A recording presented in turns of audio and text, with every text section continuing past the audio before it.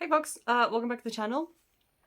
I do appreciate that we are almost at the end of February, but I thought we should talk about January's books because one of my main goals for this year, especially in terms of the channel, was I really wanted to get back into monthly wrap-ups. I think I kind of suffered from not doing them. I haven't done them. I definitely didn't do them last year, and I don't think I did them in 24 either, and I definitely feel like I suffered for them. I miss just chatting to you guys about the books I'm actually reading, which I've definitely fallen out of the habit of. So we're getting back into this habit. And if that means putting out my January wrap up several weeks late, because who's keeping track really, then so be it. So let's get into this. Unfortunately, the first thing I have to talk about are DNFs.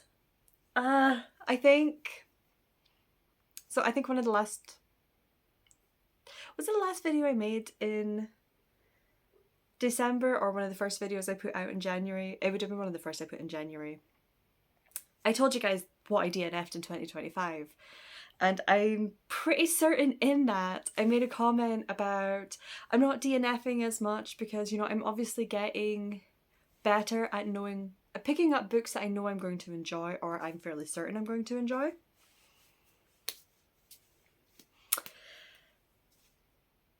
Yeah.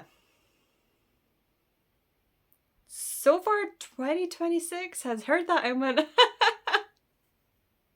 yeah. So, I need to talk to you guys about 4 DNFs. I DNF'd 4 books in January for various reasons. So, the first one I picked up was, and this is one, well, I read these all in January, so of course they're some of the first books I picked up in 2026. Oh, we're off to such a good start, aren't we? But the first one was Tea and Alchemy by Sharon Lynn Fisher. This was one of the Amazon Prime first reads books where you get like a free book every month from Amazon if you have Prime. Which, I mean, I'm not turning my nose up at, but they have been mixed quality is my experience with them. And this one definitely proved to be so. I was really excited about this one actually because it is a historical fantasy that covers vampires and sort of like the less flashy side of magic, sort of like tea leaf reading and that sort of thing. And yeah, there was a murder mystery element to it. And as I was reading this, I was like, it's just not quite working. It was basically Dracula fanfiction. Yeah. And then the more that thought stuck in my brain, the more I was like, oh yeah, this is not. And I'm not opposed to books, finding their origins in fanfiction. I certainly read enough fanfiction, and I've enjoyed a few books that have started off life as fanfiction. But this one, it was so blatantly obvious. I do have to give it kudos that it's not being marketed as fanfiction. But when I think the main characters' names were Mina and his was Harker. It's just like you're not even trying. Like, how did you get off with this? So yeah, I got about, I think, what did I get? 42% into it, and I was just like, I can't do this. We're saying bye. So that was my first DNF. And then the next two, I know I've been teasing you guys with my ice skating vlog, and it's gonna like be so underwhelming by the time you actually get it. But the next 2 books that I picked up were specifically because I was having such a figure skating January. I went down to Europeans and it was going to be amazing. So the first one was The Chase by Elle Kennedy. I think it was more of a hockey romance than an ice skating romance, but I just wanted all of anything to do with skating and ice. I wanted it. I got less than 5% into this one. And yeah, I don't think Elle Kennedy's going to be a writer for me. I hated it from page 1. And I was like, no, I'll be fine. And I like I say, less than 5%. I think I got maybe 2 chapters into it. And it was very much, I just had a visceral reaction to her writing style. I know she's a very popular author, especially in the romance circles. She's popular in the sports romance circles specifically. That's what she specializes in. Yeah, for no other reason than I had a very visceral reaction to, I cannot stand this. Also, I don't know, I have this thing when romance centers around very rich people, and I like 0 out of 10 could not relate to anything anyone was doing. I just, nah. Just nah. So that very, very swiftly got set aside. And then I picked up Fake Skating by Lynn Painter. Now, this actually won the Goodreads Choice Awards for, I want to say, in the YA category. I think it was just like the general YA category. But fair play, and I do fully support this. Now, this is another one I got. How far did I get into this? Because I have started tracking this. I got 20% into this one, and I was actually reading it while I was on the train down to Sheffield to watch Europeans. This one I picked up. So, small mini gripe, and it's not specifically for this book, but just a lot of ice hockey books, like hockey, sports romances in general. Figure skates do not equal girly skates. Okay? Just because one of the characters is a female does not mean you have to specifically put her in figure skates, because people like me pick it up going, oh, figure skates, there must be figure skating in this book, when 90% of the time there isn't.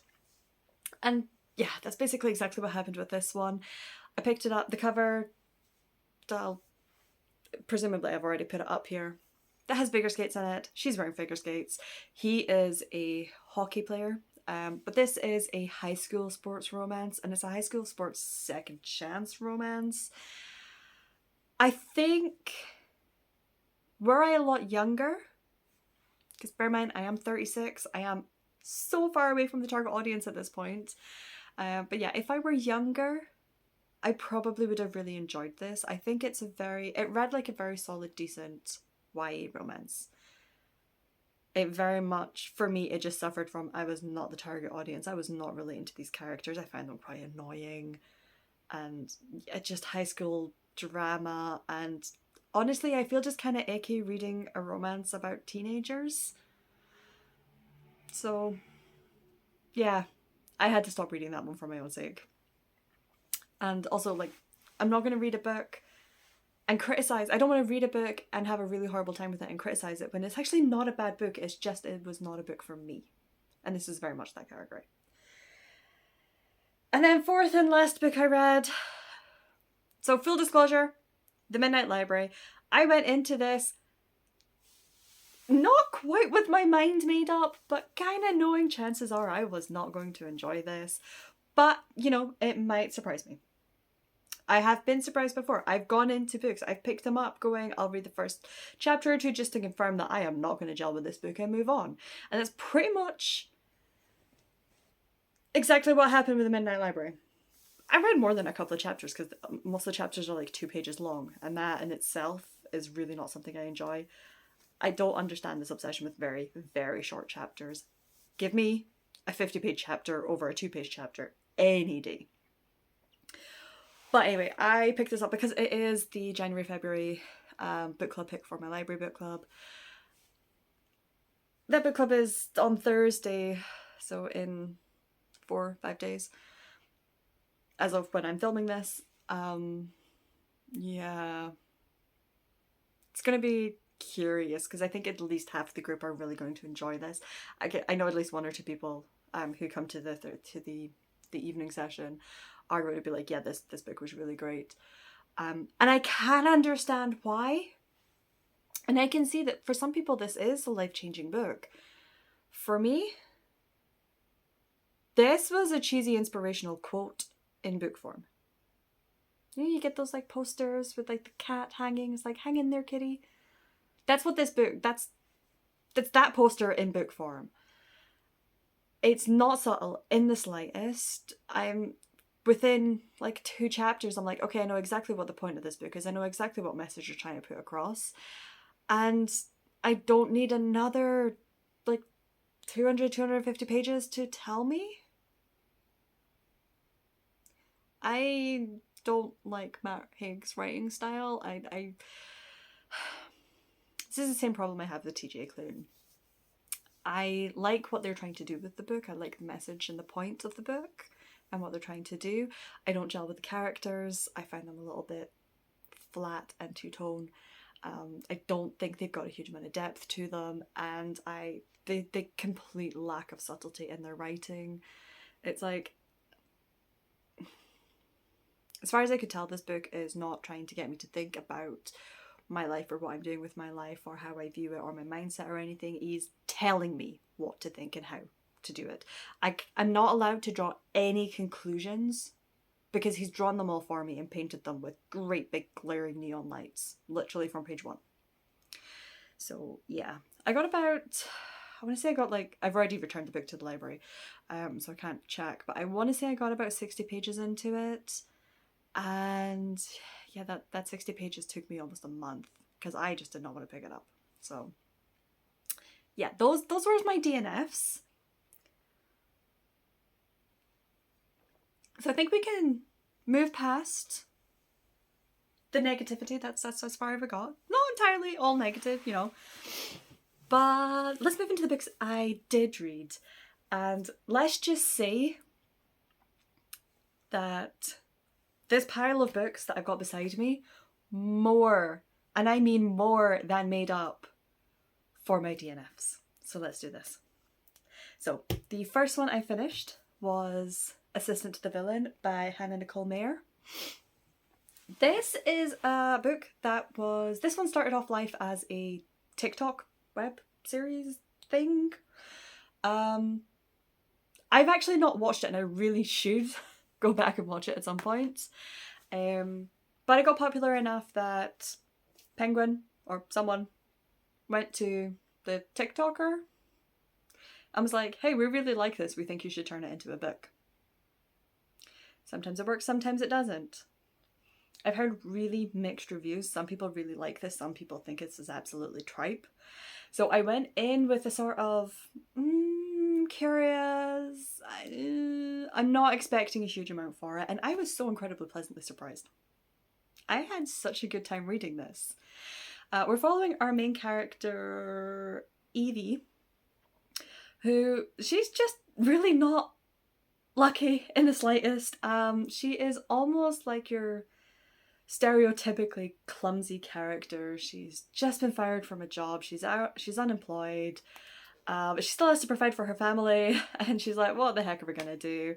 And yeah, just through sheer bad luck, she's in the forest for some reason, foraging maybe. I read this like a month and a half ago now, I can't remember exactly why she was in the forest to begin with, but just by sheer chance she stumbles across the villain, as he is in a bit of an altercation with some guards and manages to get away. She kind of ends up saving him a little bit, and as a sort of like a return and a thank you, he's like, tell you what, come work for me, I could use an assistant. So she does, and she goes over and she commutes to his castle every day, and sort of like starts whipping everything into shape a little bit, and shenanigans ensue. And I don't really want to tell you too much more than that. I think you should go into this. That's kind of all you really need to know, but I had an absolutely wonderful time with this. Some of the banter between her and the villain was absolutely lovely. The sort of like almost frenemy relationship she has with one of his other employees, who works, I want to say she's HR, is just beautifully wonderful. And yeah, all the characters were just so much fun and just absolute sweethearts, and I had a very pleasantly good time with this. I think that's all I need to tell you. It was really good. Then, next up, because I was still kind of in a... Okay, my audiobook, which is the one I will get to last, was sort of a darker and heavier, so I was still in the mood for my physical read. I still wanted something light-hearted and cozy, and quite frankly I was still in the mood for romance. So I picked up When in Rome by Sarah Adams. And this was charming. It was lovely. It did not blow me out of the water. It did not reinvent the wheel. But it did everything it said it was going to on the tin. Was genuinely just a really cute, cozy, charming read. So we're following Amelia Rose, who's basically a burnt out pop princess. She has, for a good few years now, she has been constantly in the studio or on the road performing, and she's like pretty much never gets a day off. And she's like, I love my job, I love singing, but my god, I just need a break. Because she's really beginning to not enjoy singing anymore. But she does also have an obsession with Audrey Hepburn movies. So she's watching, this one evening, she's literally watching When in Rome, the Audrey Hepburn movie. And it's like, well, I can't really get to Rome, as we all know, like Rome in Italy. So she starts Googling. She's like, where's the closest Rome to me? And turns out it's just an hour up the road in Kentucky. So she kind of packs up a little bag, doesn't tell her manager or anything, switches off her phone and drives there. And then her car breaks down and she gets stuck. And it is full, and she ends up staying with our male protagonist, Noah. And this is like a proper grumpy sunshine. He's very much reluctant to be there. He's been burned in the past romantically. He absolutely does not want to fall in love or anything. Like, he's like, I'm not doing that. I do not have time for that. That's just, it's not going to happen. So naturally the two are instantly attracted to each other. And they're both trying to fight it. And I mean, it's a small town cozy romance. And we know exactly where it's going to go. Absolutely worth. I've seen a lot of good reviews for this book. And for this series, it is book one in a series. The Kentucky Rome series, I think is just what it's called. And you know what? The girlies were right. It was absolutely worth reading. And I just had a lovely, lovely time with it. It's not, like I say, it's not going to blow you out of the water. It's not going to be like, holy crap, that was the best thing I have ever read. But if you are feeling a bit, and you just want a palate cleanser and something just genuinely lovely to read, go pick up When in Rome. Have a snack beside you. That is my warning. Have a snack beside you. Because Noah does work in a pie shop. And they are frequently making pancakes for whatever reason, with varying attempts at success on Amelia's part. But yeah, it's definitely one of those books. Food gets brought up often enough that have a snack beside you. I learned that the hard way. Okay, the next one. Where did I read those two in? That one first, actually. So the next one, this is a book I picked up when I was actually down in Sheffield. Whilst exploring very, very briefly before I went and spent hours and hours and hours in an ice rink, I did come across, there is a small independent bookstore that is specifically, it specifically caters to LGBTQ community, and stocks like almost every book in their fiction or non-fiction is either has an LGBT protagonist, is from an LGBT author, is about that topic, that sort of thing. So I went in, I had about, and obviously I had to buy something, and I actually picked up a graphic novel, and it is called How to Be Ace.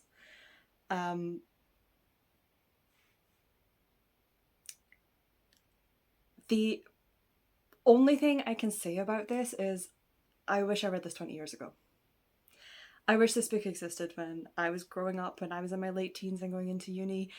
And, you know, at the risk of getting too deep here, Amy in her late teens, early 20s was convinced she was broken, because why don't I want these things that other people want? And it took me a very long time to come to terms with the fact that I'm ace. So, because 20 years ago, even 10 years ago, books like this, they didn't exist. We weren't talking about asexuality. That was asexuality was a term that was only ever used when we were talking about plant reproduction. That was like the only time we ever came across it. And this one, it was just one of those, as I was reading through it, naturally I consumed it in like an hour and then went back and read it in its entirety again. So I've actually read this one twice. But I was reading almost like every page. I was like, yes, I get this. Yes, oh my god, yes, I feel so incredibly seen. So I highly, and I don't want to say too much more, but How to Be You, sorry. This is, it's basically a memoir. It's a memoir of growing up asexual. It says so right there. But it is the author's experience of finishing high school, going into university, finding her people and navigating her feelings and life through the lens of being asexual in what is a very highly sexualized society that we all live in. This is set in Britain. And it is just one of those where society is constantly telling us that, you know, we'll be at our happiest when we find that person. It's like, well, sometimes you won't find that person, and sometimes you're not going to be attracted to that person. So yeah, this made me feel so incredibly seen, and I've never related, for very obvious reasons, to a book as hard as I did to this one. Highly recommend. Honestly, just everyone pick it up, whether you feel you're ace or whether you just want to understand more about the topic. This is so incredibly insightful. And yeah, I am so incredibly grateful for sort of like teens in particular, but just anyone who's going through this right now. I'm so incredibly grateful that this sort of book exists, because yeah, I genuinely wish that this existed. I wish I'd read this 20 years ago. I wish that it had been written, was available. So, How to Be Ace. Everyone go out and read it or borrow it from me.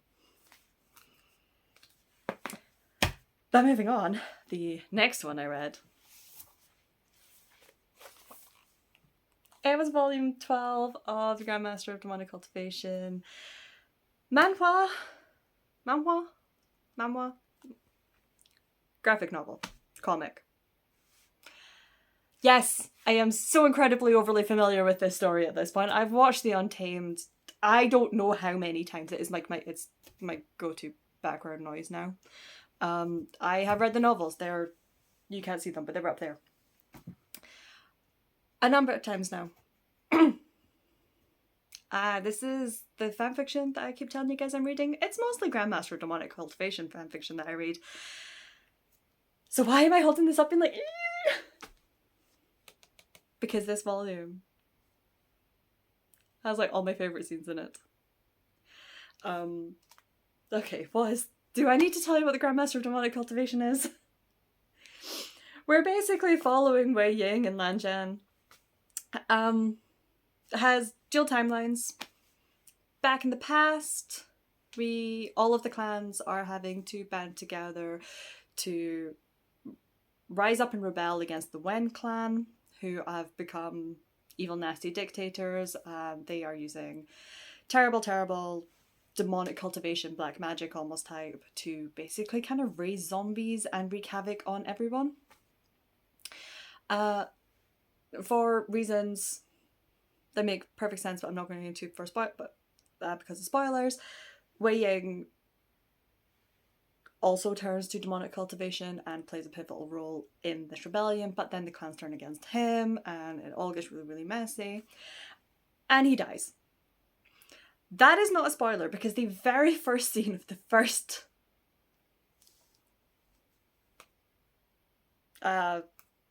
comic, the first novel, the show, they literally, the way this story starts is everyone is celebrating the fact that Wei Ying's dead.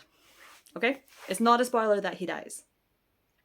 In the current timeline, we're now 13 years after the end of the past timeline.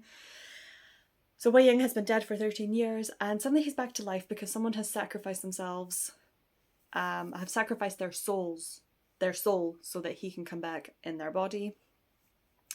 And we're now trying to figure out, like, well, okay, why was he brought back? And there's still something not quite right in this world. There's still a couple of mysteries, and we're trying to figure out that. And in the meantime, he's reuniting with Lan Zhan, and it's just all sort of wonderful. So if you are a fan and you're already familiar with this series, this particular volume,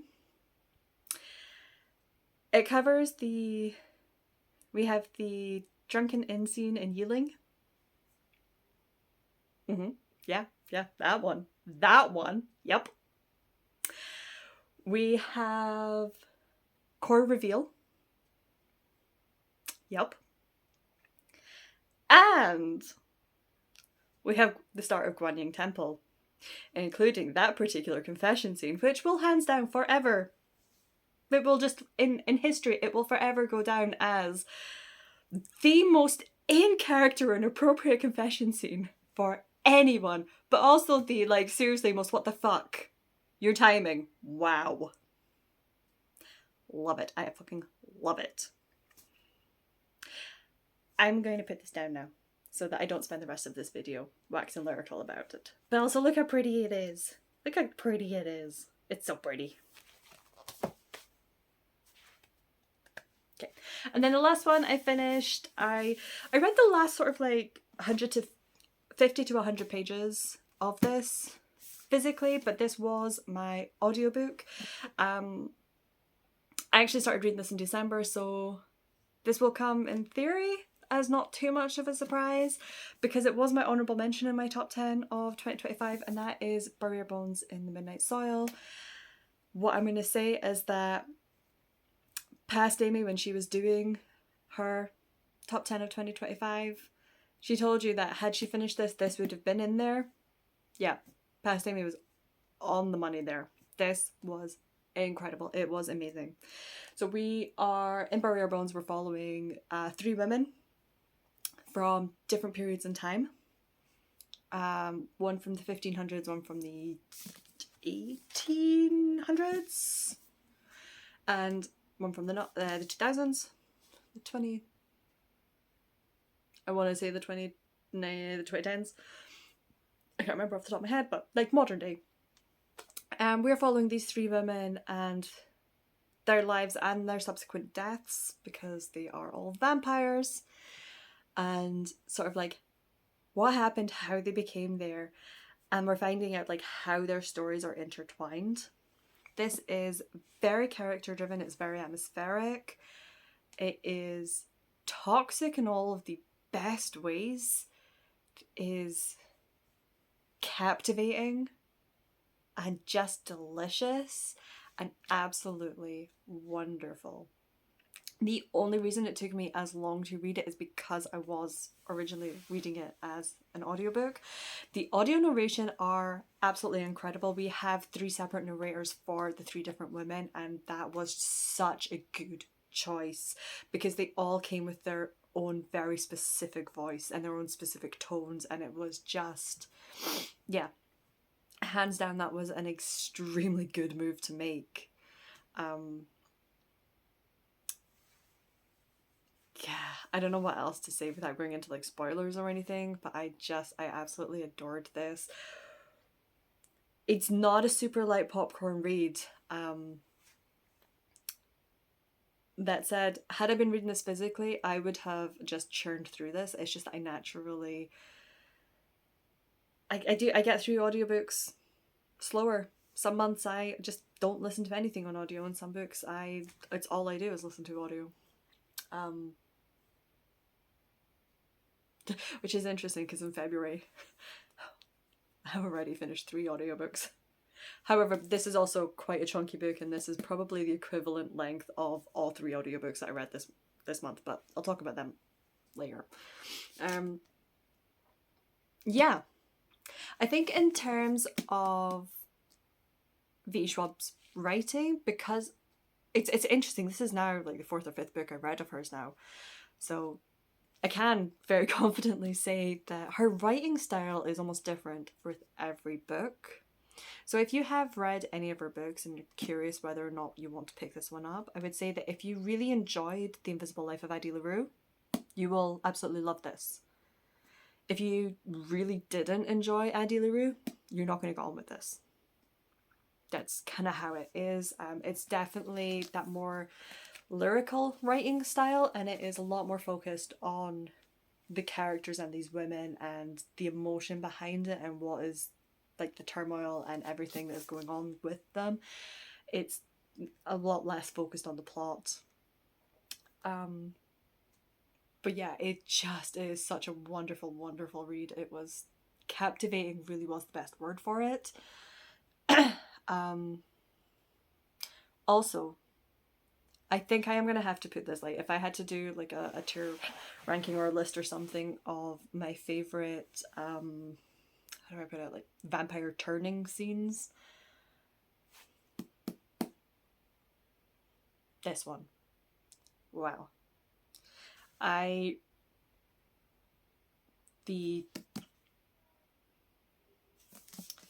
name do we give? Maria? Her turning scene? Like, it's not a spoiler, all three of them become vampires. That's the tagline for this is toxic lesbian vampire, so that's not a spoiler, okay? Her turning scene though, wow. I was listening to this as I was walking towards it was actually my work's Christmas lunch. And as I was walking along the river to where we were going, I actually stopped at one point and was like, if I have to turn up late, it's fine. I just need to spend like an extra 5-10 minutes just listening to this, because there's no way in hell I was going to be able to switch it off once I got to where I was going. Because holy crap, the hunger, the yearning, the primal instinct that came with it, the sensuality behind it was just riveting and so incredibly well done. And yeah, wow, V. Schwab knows how to write a vampire. I'm just saying. In terms of sort of like the vampireness of it, and just also the way this is written, it also, I hate for my review of this almost to be like full of comparisons, but I got a lot of reminders of all the feelings I felt when I read Interview with the Vampire. Because we're not in this, it's not romanticizing vampires in the slightest, but it's also not villainizing them. It's very much shown as like vampires are basically a different species with different instincts. They just are. They're neither good nor bad. They just are. And it very much explored that. And yeah, I don't know what else to say other than I highly recommend. I think this would be a really good starting point if you want to explore some of V. Schwab's more lyrical writing styles. Like I say, she's an author with so many, like every book she writes is very different, but I think this one is absolutely worth giving it a go. There have been some criticisms that I've seen. Like this won the Goodreads Choice Awards for fantasy, I think it was, so like it's a very, very popular book. It's almost impossible in the book sphere. It's impossible to avoid reviews completely for this. So I have seen some criticism. Some people really didn't get on with this. The amount of time we spend with the three women is not equal. Right, we have to say that. So I was really lucky in that the POV I enjoyed the most was the one we got to spend the most time with. But if the one that you enjoy the most is the one we spend the least time with, I mean, there's one character, one of them, you get a brief glimpse of her at the start and then we don't really see much of her until the second half of the book. So that could, I understand why she did that, and for me it made a lot of sense and I really liked that. But if that's not going to work for you, that is something to be aware of. But yeah, I just really enjoyed this. This was such a good read, and I am so glad that I finally got around to reading this. Anyway, that was my January wrap up, only a little bit late. I want to say you're going to get my ice skating vlog next, but God knows when you're actually going to get that at this point. So yeah, with that said, if you like this, hit that like button if you fancy. Subscribe if you want to. That would also be quite cool. And in the meantime, I will see you guys in the next video. Bye!